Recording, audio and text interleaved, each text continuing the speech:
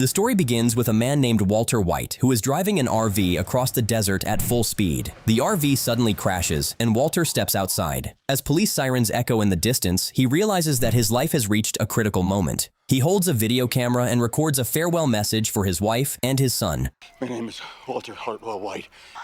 I am speaking to my family now. Walter Jr. After placing the camera and his wallet on the ground, he picks up a pistol and walks toward the road, preparing to face whatever is coming next. The story then moves back 3 weeks earlier. Walter lives a simple and ordinary life with his wife, Skylar, and his teenage son, Walter Jr. On his 50th birthday, he joins his family for breakfast before driving his son to school. Walter is a high school chemistry teacher, but most of his students show no respect to him. During class, a student named Chad openly disrespects him, yet Walter continues teaching and chooses to ignore the behavior. Is there something wrong with your table? Ionic bonds. Chapter 6. After school, Walter heads to his second job at a local car wash. Although he usually works at the front counter, his boss orders him to help wash cars because an employee recently quit. The day becomes even more humiliating when Walter is forced to clean Chad's car while Chad's girlfriend laughs at him. He quietly accepts the embarrassment and finishes his shift without arguing. That evening, Walter returns home and discovers that Skylar has arranged a surprise birthday celebration. Among the guests are Skylar's sister Marie and her husband Hank, a DEA agent who investigates drug crimes. During the party, everyone watches a television report featuring Hank discussing a recent drug case. The report reveals that authorities seize a massive amount of cash, and watching this, Walter becomes fascinated. When we can put this big a dent in. Unusual, isn't it? That kind of cat? You can watch us knock down a meth lab. Huh? Get a little excitement in your life. After that, at work, Walter collapses after suffering a severe coughing attack. He opens his eyes in an ambulance, and later the doctor reveals that he has lung cancer. The shocking diagnosis leaves him devastated, but he keeps the truth from Skylar and pretends that everything is normal. You understood what I've just said to you? Yes. Lung cancer. The following day, Walker's frustration reaches its limit. After a conflict at the car wash, Walter quits his job and contacts Hank. While accompanying a DEA operation, he notices Jesse Pinkman, a former student, escaping from a house during a raid. Walter later tracks Jesse down and pressures him into becoming his partner. Why are you here? There's a lot of money in it, huh? You know the business, and I know the chemistry.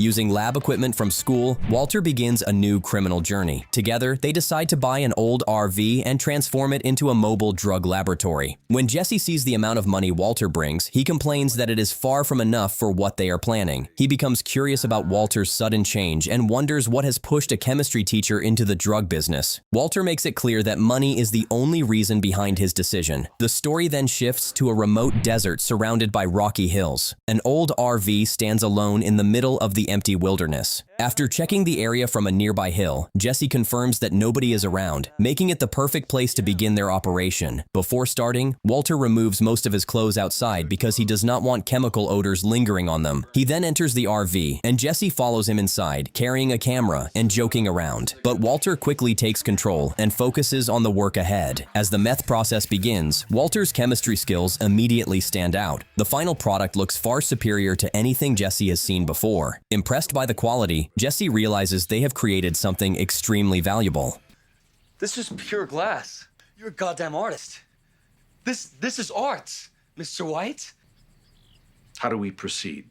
Walter then turns his attention to finding buyers, and Jesse already has someone in mind. Soon afterward, Jesse meets Crazy 8 and provides him with a sample. Crazy 8 is impressed by its purity and quality. During their meeting, Jesse also asks about Emilio, who recently suffered trouble with the authorities. Although Emilio remains free, he strongly suspects that Jesse dimed on him. Jesse denies the accusation, but Emilio appears and openly confronts Jesse. However, attention quickly shifts to the source of the high-quality product, leading everyone back to the desert. While Walter prepares another batch inside the RV, a vehicle approaches carrying Crazy 8, Emilio, and Jesse. They arrive hoping to make a deal, and Walter offers to supply more product in exchange for fair payment. But the situation changes when Emilio recognizes him from a DEA raid. Convinced that Walter is an informant, Emilio becomes aggressive. As tensions rise, Walter thinks quickly and pretends he is willing to teach them his recipe.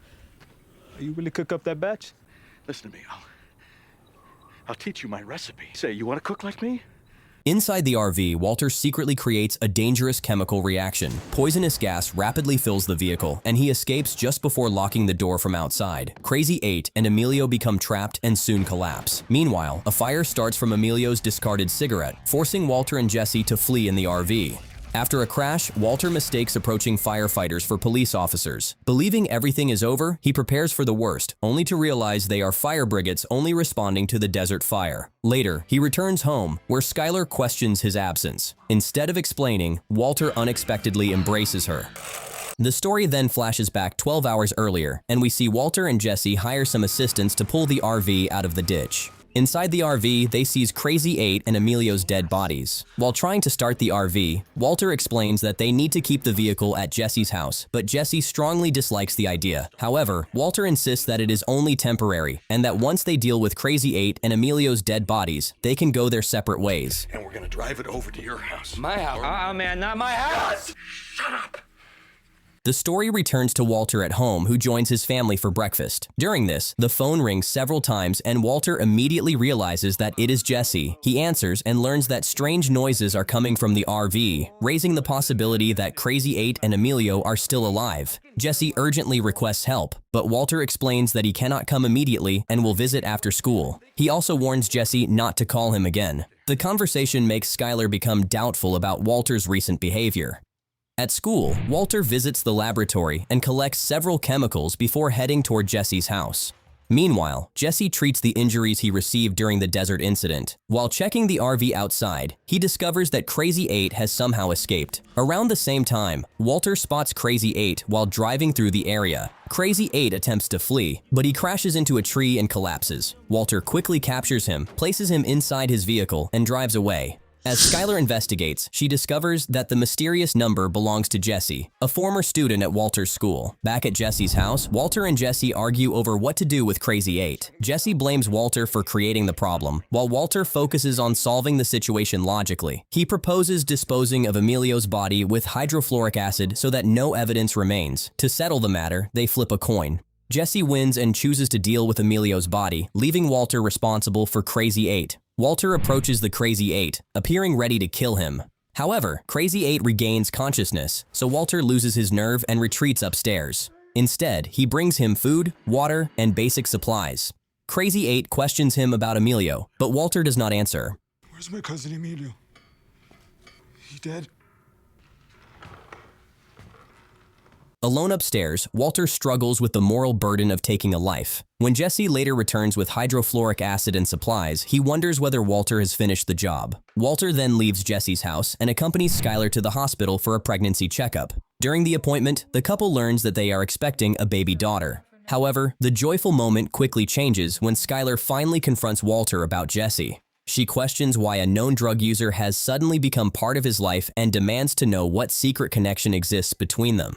Feeling cornered, Walter admits that Jesse supplies him with drugs. The revelation confuses Skylar, especially because Hank, Walter's brother-in-law, works as a DEA agent. Walter acknowledges that he has been acting differently lately, but he assures her that his feelings for her have not changed. He then requests that she stop digging into his personal affairs for the time being. Tell me what's going on with you. He sells me pot.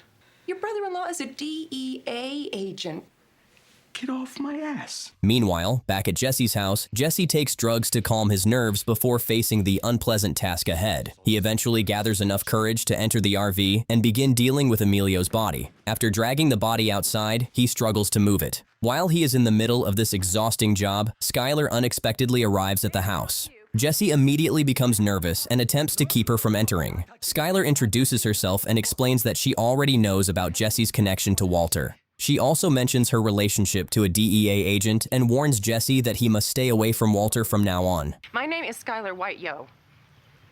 Seriously? That's right. My brother-in-law is a DEA agent. Don't call our house again. Before leaving, she makes it clear that she will contact the authorities if he continues any involvement with her husband.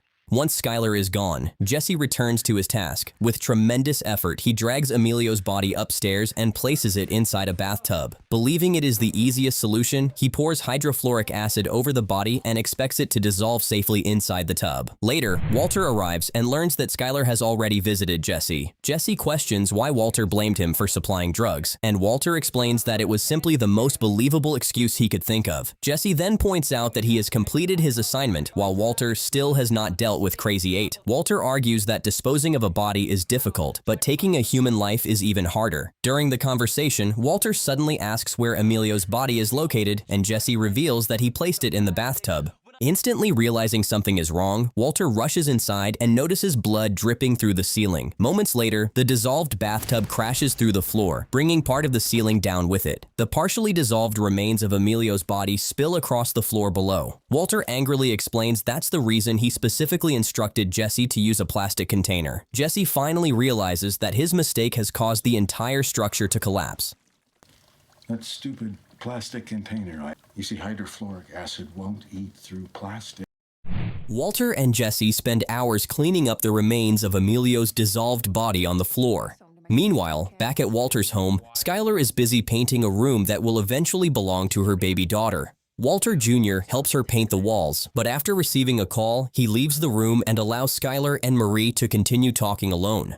Skylar brings up Marie's past experiences with drugs and asks how it affects a person's behavior and mood. She claims that the questions are related to a character in a story she is writing. Marie becomes doubtful and wonders if Walter Jr. has started using drugs. Although Skylar quickly dismisses the idea, Marie senses that her sister is hiding deeper concerns. The story then returns to Walter and Jesse as they finish cleaning themselves. Later, Jesse relaxes in a bathroom and smokes drugs, while Walter heads into the basement where Crazy 8 remains chained. Tired of his situation, Crazy 8 argues that Walter should either release him or end his life. As Walter walks upstairs, Crazy 8 unexpectedly calls him by name. Surprised, Walter learns that Jesse has revealed his personal details to Crazy 8. Crazy 8 already knows that Walter is a chemistry teacher and that he has a son with a disability. The conversation deeply unsettles Walter. You don't have it in you, Walter. Jesse. Pretty much everything you could think of. He was a high school teacher. He immediately confronts Jesse and discovers him smoking meth in the bathroom. Furious, Walter demands to know why so much personal information has been shared with Crazy 8. The argument quickly escalates as both of them blame each other for the dangerous situation they have created. Walter attempts to throw away Jesse's drugs, but Jesse grabs them and tosses them out of the window and then rushes outside. Before leaving, he reminds Walter that they settled their responsibilities with a coin toss. Jesse already completed his task involving Emilio's body, while Walter still has to deal with Crazy 8. After making his point, Jesse drives away and leaves Walter alone with the decision. Elsewhere, Marie receives a call from Hank and shares her concerns about Walter Jr. possibly experimenting with drugs. Wanting to help, Hank later takes Walter Jr. for a drive through a rough neighborhood. He uses the environment as a warning and explains how addiction destroys many lives. To reinforce the lesson, he introduces Walter Jr. to a woman named Wendy and encourages him to learn from her experiences. Later, Jesse visits Wendy and checks whether anyone has been asking questions about him. Meanwhile, Walter remains at Jesse's house, struggling with his conscience. Unable to decide what to do, he creates a list of reasons both for and against killing Crazy 8. Soon afterward, Crazy 8 begins shouting that he is hungry and demanding food. Walter prepares a sandwich and takes it downstairs. However, he suffers a violent coughing attack and collapses unconscious on the floor. When he finally regains consciousness, he learns from Crazy 8 that he has been passed out for several minutes. Realizing there is no point hiding the truth anymore, Walter reveals that he is suffering from lung cancer and cleans up the floor. 10, 15 minutes. I've got lung cancer. I'll go make you another sandwich. Later, he returns to the basement with another sandwich and resumes his conversation with Crazy 8. Walter asks about his real identity, and Crazy 8 reveals that his real name is Domingo. Walter then asks for a reason to spare his life. Domingo promises that if he is released, he will forget everything that happened and move on. Still uncertain, Walter explains that he needs more time before making a final decision. Domingo shares details about his past, including his business studies and his father's furniture store. Domingo also learns of Walter's terminal cancer and understands that Walter enters the drug business because he wants to leave money behind for his family. Domingo uses this knowledge to appeal to Walter's emotions and slowly gains his sympathy. Eventually, Walter appears convinced and heads upstairs to retrieve the key that will unlock Domingo's chain. However, while throwing away a beer can, he notices the broken pieces of the plate in the trash. He carefully examines the fragments and discovers that one large shard is missing. After searching the trash and failing to find it, he concludes that Domingo must have secretly taken the sharp piece while Walter was unconscious. Walter instantly understands that he has been manipulated. Domingo never intends to forgive him and is likely planning to attack the moment he is released. Armed with this realization, Walter returns to the basement carrying the key. Domingo believes his plan has worked and expects to be freed. Instead, Walter confronts him about the missing shard and accuses him of preparing an attack. Hearing this, Domingo immediately lunges at him, and a brutal struggle erupts in the basement. Domingo fights desperately for survival while Walter battles to protect himself. During the confrontation, Walter suffers a cut on his leg, but he eventually gains control. In the end, Walter kills Domingo, sits beside the body, and apologizes. Later, Jesse returns home and discovers that the basement is empty. Meanwhile, Hank and the DEA investigate the desert. They find Crazy 8's abandoned vehicle, a sample of pure meth, and a mysterious gas mask. As their curiosity grows, Walter returns home and prepares to reveal an important truth to Skyler. Back at the DEA office, Hank discusses the disappearance of Crazy 8. He explains that Crazy 8 has been a valuable informant for a long time, and losing him creates serious problems for the investigation. Hank believes a new player has entered the drug business who is connected to the recent events. We got new players in town. While Hank describes the dangerous newcomer, Walter quietly brushes his teeth at home, appearing like an ordinary family man. Later, the family gathers for lunch together. During the meal, Walter shares the story of how he first meets Skyler. The memory overwhelms her with emotion, and she leaves the table crying. Marie asks Walter, and eventually everyone learns the truth about Walter's lung cancer. What's she talking about? I have cancer. It's bad. After that, Walter Jr. sits alone in his room, wearing headphones and crying as he struggles to accept his father's illness. Outside, the family discusses Walter's future treatment. Marie strongly encourages Walter to receive the best medical care available, and everyone agrees to support him. Hank cannot understand how Walter develops lung cancer despite never smoking. Before leaving, he promises to take care of Walter's family no matter what happens. Meanwhile, Jesse spends his time partying with friends Combo and Skinny Pete. He proudly introduces a new batch of meth and boasts that it is the strongest product he has ever made. The next morning, he remains heavily intoxicated and becomes extremely paranoid. When he notices two figures approaching his house, he believes dangerous criminals are coming after him. In reality, the supposed threat turns out to be nothing more than a group of school children. Elsewhere, Walter treats the injury on his leg while Skyler arranges an appointment with a cancer specialist. Walter worries about the cost of treatment and rejects the idea of borrowing money from Hank, preferring to use his own resources instead. Later, Walter retrieves hidden cash from a secret place, but Walter Jr. unexpectedly catches him and admits concern about his strange behavior. While driving afterward, Walter panics when a police car appears behind him. Convinced he is about to be arrested, he prepares for the worst, only to discover that the officers drive past. Relieved, he continues to a bank, where an arrogant man does not let him park his car. Inside the bank, the customer increases his growing frustration with his behavior towards women. Meanwhile, Jesse returns to his parents' house and reconnects with his younger brother Jake. He spends some time with his younger brother Jake, but the moment quickly becomes uncomfortable when their mother enters the room. She clearly dislikes seeing Jesse around Jake and behaves as if he is a bad influence. After she leaves, Jesse feels hurt and frustrated because his parents treat him like a dangerous criminal who could corrupt his younger brother. Deep down, he believes they have already given up on him. That night, Jesse cannot sleep and begins looking through an old wooden box filled with childhood memories. Inside are toys, drawings, and keepsakes from a happier time in his life. As he goes through them, he smiles nostalgically and even finds a drawing connected to his former teacher, Walter. While sorting through his belongings, Jesse receives a phone call from a friend who recently attended his party. The friend informs him that several wealthy buyers are interested in purchasing more of his drug and are willing to pay a large amount of money for it. Meanwhile, Walter secretly retrieves money from its hiding place when Jesse suddenly arrives at his house. Suspicious and paranoid, Walter worries that Jesse may be working with the authorities. However, Jesse only wants to discuss business opportunities and explains that customers love their product and are eager for more. Despite the tempting offer, Walter refuses to get involved again and orders Jesse to leave immediately. I got a wire. Speak into the mic, bitch. Why are you here? Cooking a little more.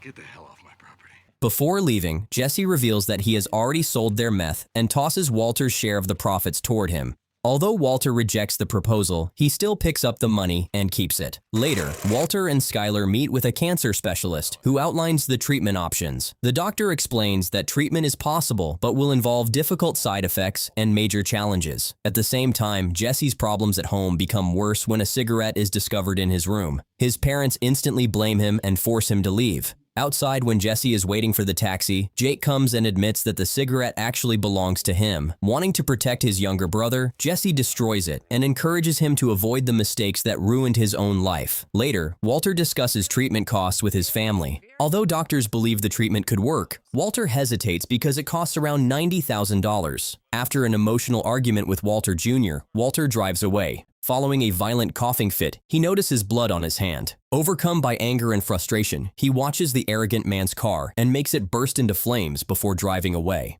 We see Jesse attend a job interview and explain that he has good sales knowledge and could be a valuable asset to the company. However, the interviewer explains that the position requires a college degree and 2 years of experience, and it is not even related to sales. Instead, Jesse is offered a job as an advertising mascot. Since he has no interest in that kind of work, he leaves the interview and heads outside. There, Jesse notices a man wearing an advertising costume. The man is Badger, one of his friends. As they catch up, Badger asks about Jesse's drug business.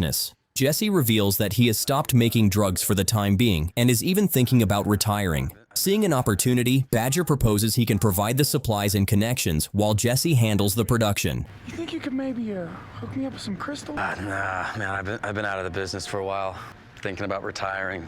After suggesting that Jesse think it over, Badger leaves and Jesse drives away while considering the offer. Meanwhile, Walter and Skylar travel to a birthday party. Walter questions whether they even need a gift because the invitation clearly requests no presents. While Skylar feels confused about her dressing, Walter notices that many guests have brought expensive gifts, making him feel embarrassed about the small present they brought. The birthday celebration belongs to Elliot, who meets them, and then his wife, Gretchen, from Walter's past also greets them. She is a scientist and co-founder of Gray Matter Technologies. Walter joins a conversation with former colleagues who praise his intelligence and remind everyone of his important role in the early days of Gray Matter. The discussion forces Walter to reflect on how much his life has changed. After that, Elliot opens Walter's small gift and appreciates it because it reminds her of their college years. During a private conversation, Elliot offers Walter a position at Gray Matter and points out the company's excellent health insurance. Walter immediately realizes that he knows about his cancer. Feeling that the offer is based on pity rather than respect, he becomes angry and rejects it. The next morning, tension remains at home. At the same time, Jesse chooses a different path. He brings Badger to the RV and prepares to make the meth. Jesse carefully follows the process like Walter once did, while Badger behaves recklessly. Meanwhile, Walter Jr. stands outside a convenience store with several friends. The group wants to buy beer, but none of them are old enough, so they need an adult to purchase it for them. When a man approaches the entrance, Walter Jr.'s friends encourage him to ask for help. Unfortunately, the man turns out to be a police officer. The other teenagers immediately run away, but Walter Jr. gets caught. Instead of calling his parents, he contacts Hank, who comes to pick him up. Back at home, Hank discusses the incident with Skylar, who is already overwhelmed by Walter's cancer diagnosis and now worries about her son as well. Hank reassures her that Walter Jr. is simply behaving like many teenagers who experiment with alcohol and occasionally make mistakes. Skylar then proposes a family meeting so everyone can discuss Walter's treatment and future. Meanwhile, Jesse and Badger continue making meth in the RV. After completing a batch, Jesse inspects the product, and it appears cloudy instead of perfectly clear, which frustrates him. Determined to maintain high standards, he throws the entire batch away. Badger cannot believe what he is seeing and becomes angry over the wasted effort. But Jesse remains committed to improving the product no matter how long it takes. Later, Walter returns home and discovers that the family meeting is ready to begin.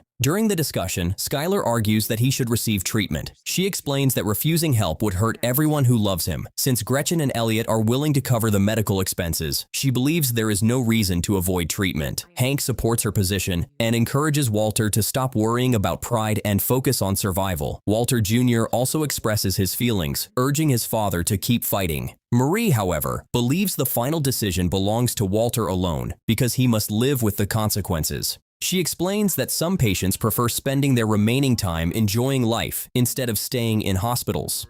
Eventually, Walter reveals that he has spent most of his life following other people's expectations and wants control over his own future. Because I agree with Marie on this one. Hank, I don't want him to die at all. What I want, what I need. He explains that he does not want his remaining time consumed by hospitals and endless treatments, so he initially rejects treatment. The following morning, Walter finds Skylar deeply upset and changes his mind. Because he loves her and cannot bear her pain, he agrees to undergo treatment. Soon afterward, the family visits the hospital, where financial concerns emerge despite insurance coverage. Later, Gretchen calls Walter and encourages him to accept financial assistance from Elliot, reminding him of his contributions to Gray Matter Company. Walter politely declines and claims insurance will handle the costs. After ending the call, he visits Jesse and asks whether he is ready to start producing meth again, marking his return to the drug business. After that, Walter and Jesse enter the RV and prepare to restart their drug business. As soon as Walter steps inside, the condition of the RV immediately irritates him. Walter establishes clear rules for their partnership. He takes responsibility for producing the meth, while Jesse handles all sales and customer interactions. Walter wants to remain completely separate from buyers and insists on being a silent partner. The chemistry, is my realm. Our customers go, I don't want to know anything about them. No more bloodshed. Jesse accepts these conditions, and the two begin working together again. However, a future scene reveals a damaged building surrounded by emergency vehicles and blaring sirens. The atmosphere feels tense and mysterious as Walter appears very different from his usual self. Back to the present, Walter undergoes chemotherapy treatment at the hospital while Skylar remains by his side. Skylar asks him whether Elliot's promised check has arrived.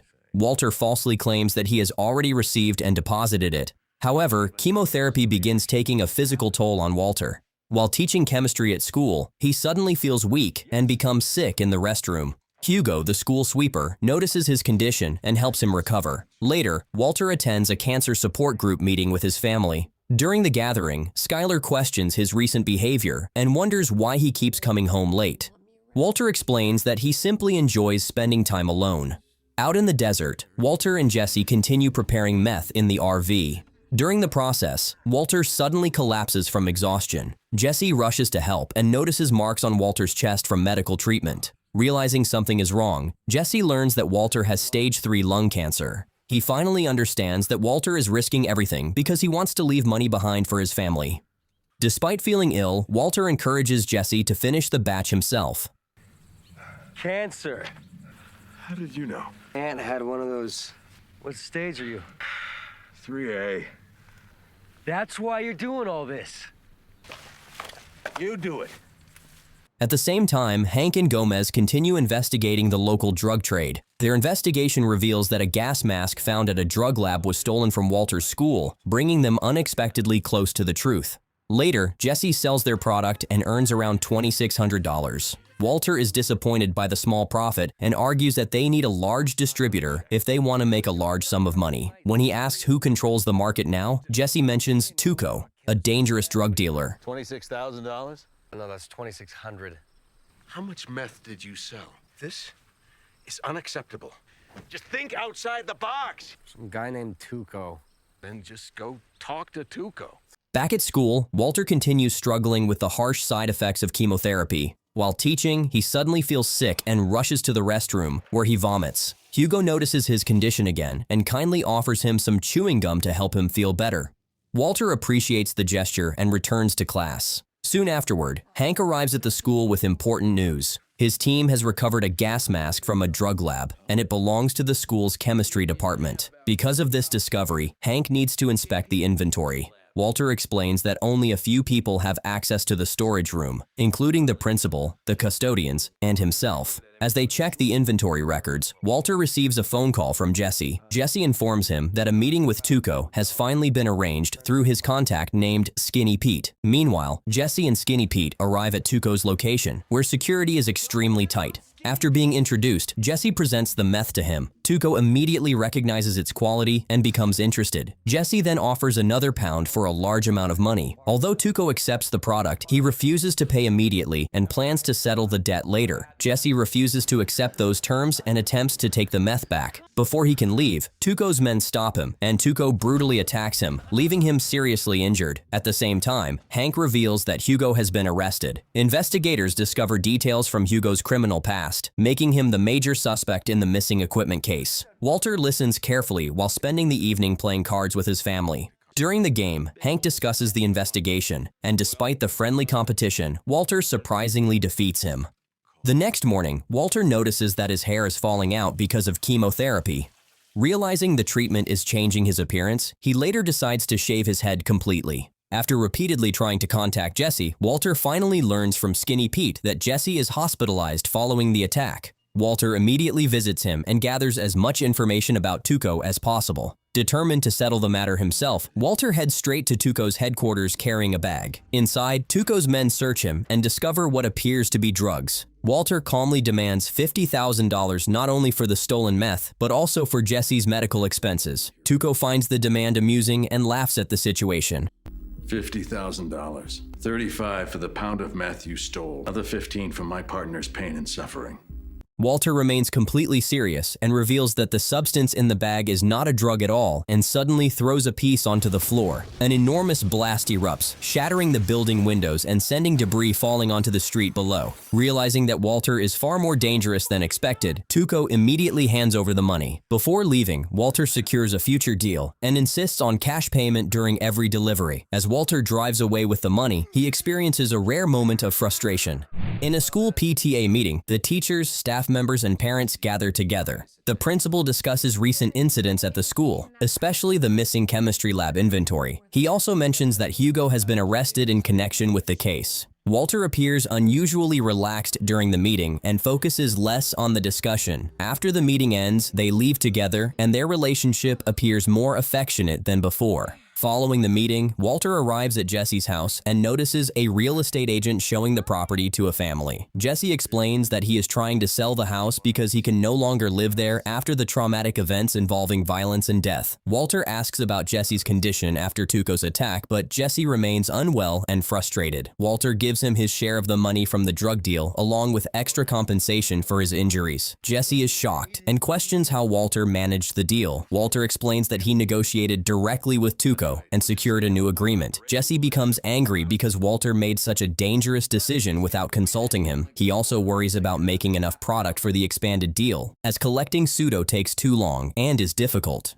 Later, Walter visits the doctor with Skylar, and the doctor checks his condition and asks about his medication. Walter reports feeling slightly better than before, and Skylar notices that Walter looks healthier and has more energy. The doctor confirms that the treatment appears to be working and gives them encouragement.